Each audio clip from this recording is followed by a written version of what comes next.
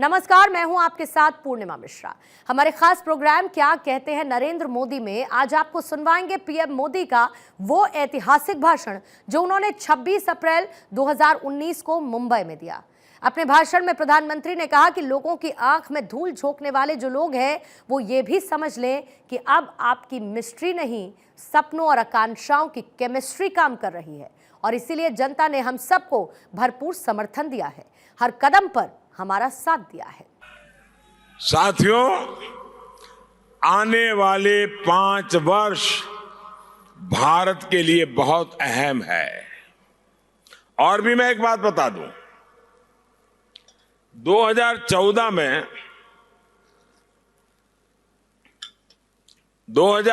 में जो चुनाव हुआ, आजादी के बाद जितने चुनाव हुए उसमें कांग्रेस को कम से कम सीटें अगर मिली है तो 2014 में मिली 44।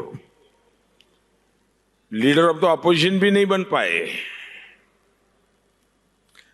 और 2019 के चुनाव की विशेषता यह है कि आजादी के बाद जब से चुनाव शुरू हुए, ये चुनाव ऐसा है जिसमें कांग्रेस पार्टी सबसे कम सीटें चुनाव में लड़ रही है। यानी 14 सबसे कम जीतने का रिकॉर्ड, 19 सबसे कम लड़ने का रिकॉर्ड। अब ये कहीं नजर नहीं आ रहे हैं और उनको लगता है कि टीवी पे फोटो आ गई, अखबार में चेहरा चमक गया तो देश का मतदाता वोट दे देता है क्या? भाइयों बहनों, दुनिया में भारत के लिए बहुत बड़ा अवसर है। ये 5 साल भारत के लिए ढेर सारी संभावनाएं हैं। आज दुनिया के लीडरशिप का मैं एनालिसिस नहीं करता हूं, ये पॉलिटिकल पंडित करेंगे, लेकिन विश्व के टॉप जो लीडरशिप है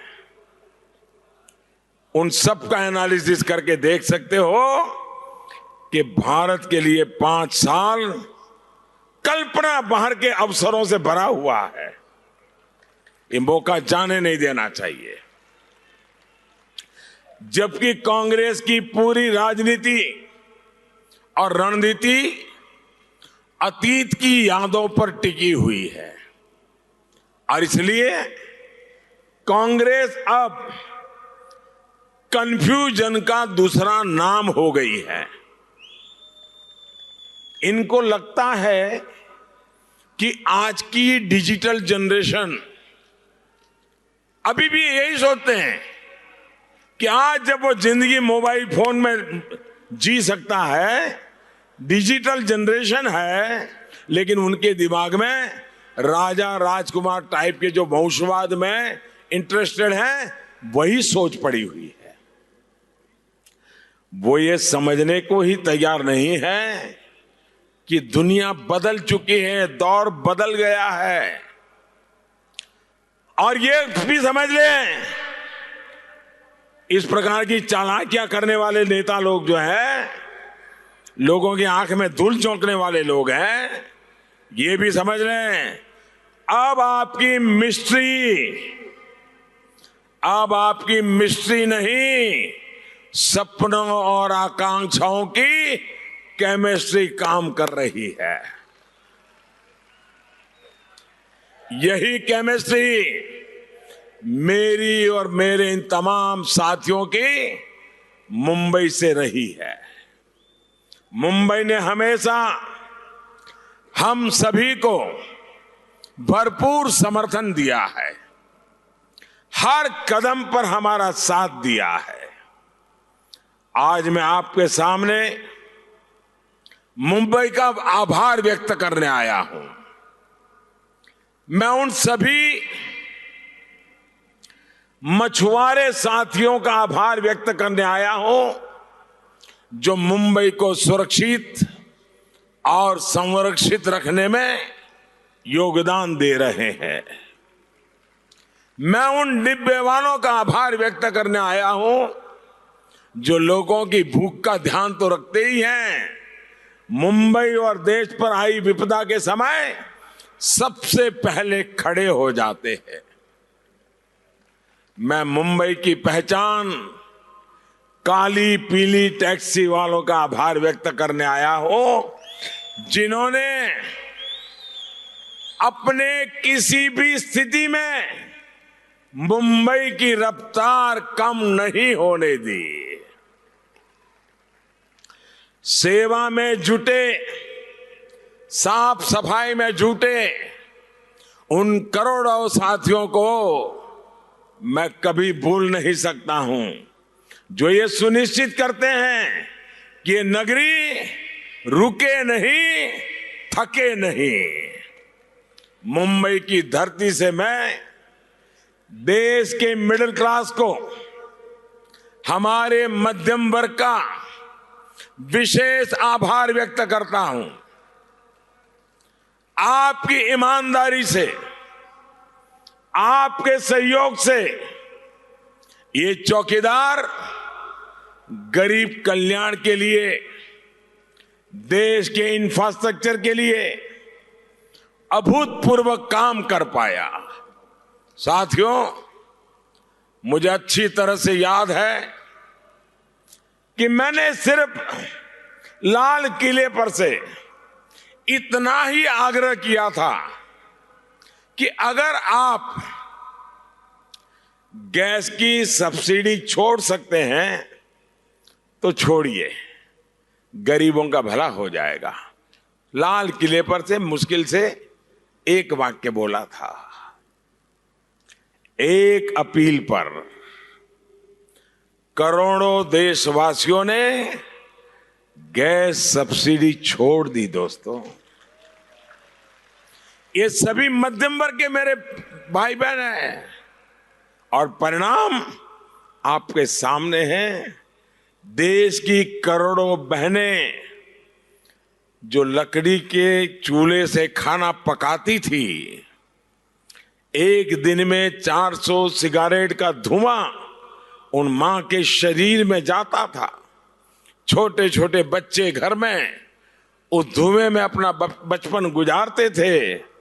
इन करोड़ों गरीब परिवारों को गैस का कनेक्शन मिला, धुएं से मुक्ति मिली। कारण मेरे मध्यम वर्ग के भाइयों बहनों ने मेरी एक अपील पर करोड़ से भी ज्यादा लोगों ने सब्सिडी छोड़ दी। भाइयों बहनों, ऐसा ही एक छोटा सा विषय मैंने रेलवे वालों के सामने रखा था। मैंने कहा, रेलवे का जो रिजर्वेशन का फॉर्म होता है उसमें इतना लिखो कि भाई मैं सीनियर सिटीजन हूं, लेकिन मुझे जो सब्सिडी मिलती है वो मैं लेना नहीं चाहता, मैं पूरी टिकट लेना चाहता हूं। आप हैरान हो जाएंगे भाइयों, हमारे मध्यम वर्ग के लोगों की ईमानदारी देखिए। अभी तो इस बात को मुश्किल से 1 साल हुआ है, 40 लाख सीनियर सिटीजन ने रेलवे की सब्सिडी छोड़ दी, पूरी टिकट के पैसे देकर के रेलवे में सफर की। मैंने देश के सामने स्वच्छता का विषय रखा था और मैं गर्व से कहता हूं, मुंबई से कई युवा संगठन, कई समाज सेवी लोग उस अभियान को आज भी आगे बढ़ा रहे हैं, स्वच्छता का काम कर रहे हैं। समंदर के किनारों को साफ करने के लिए वो जिस तरह मेहनत करते हैं, बहुत प्रशंसनीय है। दोस्तों, साथियों, आज देश में सबसे ज्यादा, और ये बात हम गर्व से सीधा ठोक करके बोल सकते हैं दोस्तों, आज देश में सबसे ज्यादा अगर रक्तदान कोई करता है तो मध्यम वर्ग के परिवार करते हैं। सबसे ज्यादा चक्षुदान, आंखों का दान अगर कोई करता है तो मध्यम वर्ग के लोग करते हैं। सबसे ज्यादा मेडिकल स्टूडेंट की पढ़ाई के लिए देहदान करने वाले लोग हैं तो मध्यम वर्ग के लोग हैं।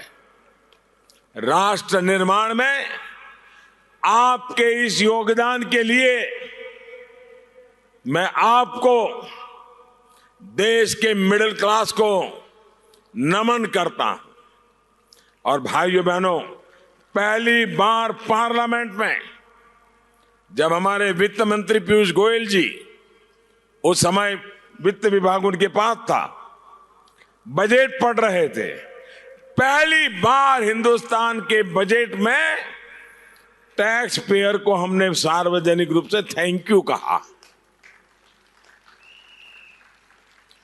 यह हमारी बदली हुई सोच का परिणाम है। ये मिडिल क्लास और ईमानदार टैक्स पेयर का ही योगदान है कि आज दुनिया के सबसे बड़ी health care scheme Ayushman Bharat योजना सफलता के साथ चल रही है। और मैं जब पैदा हुआ तो मुझे लगता है कि भगवान ने मुझे जो सॉफ्टवेयर दिया है उसमें छोटा सोचने की मेरी आदत ही नहीं है। मुझे बहुत बड़ा सोचना बड़ा कर रहा।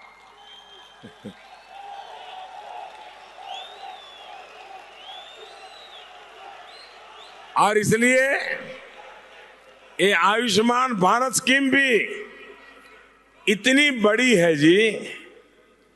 अमेरिका की टोटल पॉपुलेशन, कनाडा की टोटल पॉपुलेशन, मैक्सिको की टोटल पॉपुलेशन, इन तीनों को मिला करके जितनी संख्या है उससे ज्यादा लोगों को भारत में आयुष्मान योजना का लाभ दिया जा रहा है। ये ताकत है इस देश की। ये मिडिल क्लास और ईमानदार टैक्स पेयर का ही योगदान है कि देश के हर बेघर को 2022 तक पक्का घर देने का संकल्प हम ले सके हैं। साथियों, ये मिडिल क्लास और ईमानदार टैक्स पेयर का योगदान ही है कि आज 2 गुनी गति से देश में इंफ्रास्ट्रक्चर का निर्माण हो रहा है। भाइयों और बहनों, ये मिडिल क्लास ये काम आज से नहीं बल्कि दशकों से निरंतर करता आ रहा है। लेकिन देश की सबसे पुरानी पार्टी जिसको सबसे अधिक अवसर देश की जनता ने दिया है, वो क्या कह रहे हैं? ऑन रिकॉर्ड कह रहे हैं। और मैं मुंबई के माध्यम से देश के मिडिल क्लास को आग्रहपूर्वक ये बात पर गंभीरता से सोचने के लिए बताना चाहता हूं। अधिकृत रूप से कांग्रेस के जिम्मेवार व्यक्ति कहते हैं कि मिडिल क्लास बहुत सेल्फिश होता है, लालची होता है। मैंने मिडिल क्लास देश के लिए क्या कर रहा है उसका कुछ सैंपल आपके सामने रखा है। मैं गर्व करता हूं मेरे देश के अंदर आज देश को चलाने की ताकत मिडिल क्लास का जो बल्क बढ़ रहा है उसके कारण है। और कांग्रेस पार्टी आपको सेल्फिश कहे, लालची कहे, ये आपका अपमान है कि नहीं है जी? ये सिर्फ ऐसे ही गाली नहीं निकली है, ये इनकी पक्की पकाई सोच का परिणाम है। और इनके ढकोसला पत्र, उनका मैनिफेस्टो, उसको देख लीजिए।